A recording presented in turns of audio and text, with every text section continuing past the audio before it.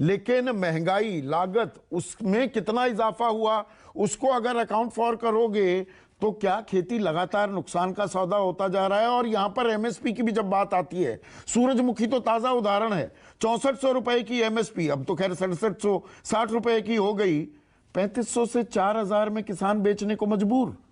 सरकार कह रही है नहीं खरीदेंगे जी, भावांतर दे देंगे, 1000 रुपए और ले लो, काम करो अपना। आंदोलन करना पड़ता है हर बात पर किसान को। देखिए संदीप भाई, इस सरकार की नीयत में खोट है। जो सीएसीपी का चेयरमैन 2.5 वर्ष तक नहीं रहा, वो किसी की और की वजह से तो नहीं रहा। नीयत में खोट इसलिए है कि ये भाषण तो बहुत बड़े बड़े देते हैं, चुनाव हुआ तो बहुत हुआ किसान पर अत्याचार, अब की बार उनकी सरकार, हम आएंगे, लागत का 50% मूल्य हम देंगे। और तुरंत 1 साल के बाद जब सुप्रीम कोर्ट में इसकी अर्जी लगी तो 700 पेज का एफिडेविट दिया कि हम C2 मेथड से कैलकुलेट नहीं कर सकते। सरकार पहले दिन अर्थव्यवस्था का भट्टा बैठ गया। ये फरवरी 2015 की बात है, मनिंदर सिंह थे एडिशनल सॉलिसिटर। एकदम उसके सरकार आने के 6 महीने बाद इन्होंने तुरंत यू टर्न लिया। और अभी गन्ने के ऊपर तमाम चर्चाएं की आपने। मौसम की मार तो हम भूल ही जाते हैं कि किसान के ऊपर किस तरह से मौसम की मार पड़ती है। बहुत हुआ किसानों पर आत्महत्या का वार, आज आत्महत्या के आंकड़े आने बंद हो गए। 2016 से बंद। 2016 के बाद से किसानों के आत्महत्या के दर के आंकड़े आने बंद हो गए। मजदूरों के जो आत्महत्या की दर है अनऑर्गेनाइज सेक्टर में, वो 47% बढ़ गई। हाई यील्डिंग वैरायटी सीड्स, टमाटर, आज तमाम एग्जाम्पल ले रहे हैं। 2014 में सीड कॉर्पोरेशन ऑफ इंडिया का टमाटर के बीज का भाव लगभग 22,000 रुपए किलो था, आज वो 90,000 रुपए किलो के करीब है। बहुत से दर्शकों को ताज्जुब होगा कि इतना भाव भी होता है।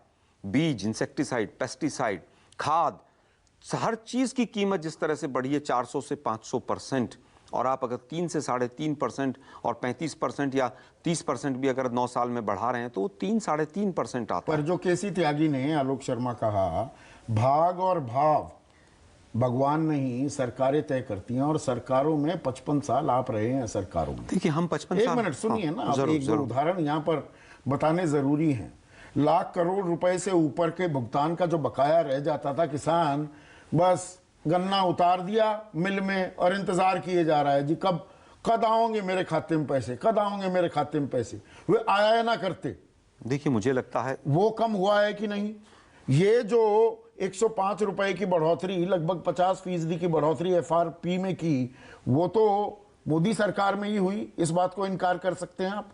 देखिए मोदी सरकार में जिस तरह से सब्सिडी एग्रीकल्चर की घटी, जिस तरह से सब्सिडी का ओरिएंटेशन हुआ, डीजल को पहले इनडायरेक्ट सब्सिडी में रखा गया, उसको फिर बाद में डायरेक्ट में लाया गया, और 1 लाख करोड़ की सब्सिडी 1.25 लाख के करीब की इस सरकार ने पूरी तरह से उड़ा दी। तो क्या जो डीजल के प्राइस बढ़े और खाद और बीज और तमाम चीज़ों के दाम बढ़े, अगर उसको कंपेयर करें तो आपने अभी तमाम आंकड़े दिए कि 105 रुपये की क्या हालत है। हमने 70 साल में 47,000 रुपये के करीब कर्जा बताया, इन्होंने 9 वर्षों में उसको डबल कर दिया। इन्होंने तो देश के ऊपर 4 गुना कर्जा बढ़ा दिया। तो जो अर्थव्यवस्था है, खासतौर पर एग्रीकल्चर की, जिस समय पर आजाद देश हुआ, PL 480 कानून था, पब्लिक लॉ 1966 से शुगर केन कंट्रोल ऑर्डर है, जिसमें साफ है कि 14 दिन में भुगतान होना चाहिए। बाद में और उसके अंदर प्रावधान आए, जेल होनी चाहिए। 66 से और 2014 ज्यादातर आपकी सरकार रही। 77 से 80 छोड़ दो, 89 से 91 और 1998 से 2004। देखिए इसके अलावा आपकी सरकार, कितने लोगों को जेल हुई, देखिए मुझे कितने किसानों को ब्याज समेत भुगतान हुआ। देखिए मुझे शायद लगता है कि सुप्रीम कोर्ट का एक आदेश था कुछ वर्ष पहले 14 दिन वाला और जेल वाला, शायद 66 का नहीं है, मैं भी अपने आप को करेक्ट कर लूंगा। नहीं, उसके अंदर प्रावधान आप बाद में ऐड होते रहे। ये कभी हो पाया क्या? हुआ? देखिए मुझे लगता है 35 वर्षों से हम उत्तर प्रदेश में, 36 वर्षों से सरकार में नहीं है। जहां तक बात जेल की है, हो सकता है जेल ना हुई हो, लेकिन इतना जरूर है कि जब PL 480 का लाल गेहूं खाते थे और हरित क्रांति से लेकर, हरित क्रांति का दूसरा फेज, तीसरा फेज, श्वेत क्रांति और तमाम जो चीजें हैं, पूसा से लेकर और IARI से लेकर और सॉइल रिसर्च इंस्टीट्यूट से लेकर, हर चीज कांग्रेस ने दी है। हमसे कमियां रही होंगी किसानों के मामले में। नहीं, मैं एक सवाल, देखिए यहां पर राजनीतिक जमात, वो तो भाग और भाव आप अगर तय करेंगे तो जिम्मेदारी राजनीतिक जमात की तमाम सरकारों की हो जाती है। मुझे एक चीज बताइए, कितने किसानों की किस्से आपने देखे होंगे रिपोर्टाज पढ़ी होगी कि कर्ज लिया, नहीं लौटा पाए, जमीन गिरवी रख रखी थी, उसकी नीलामी हो गई या उसके मवेशी लेकर चले गए, उसका ट्रैक्टर बांध ले गए।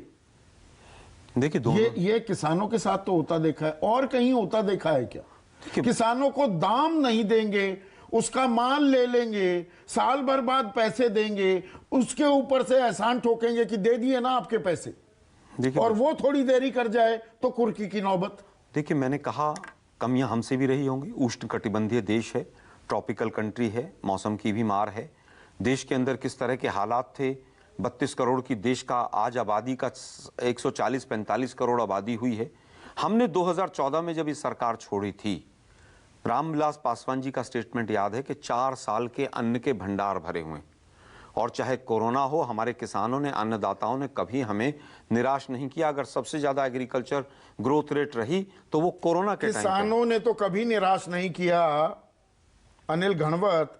किसानों को हर सरकार निराश क्यों करती दिखती है?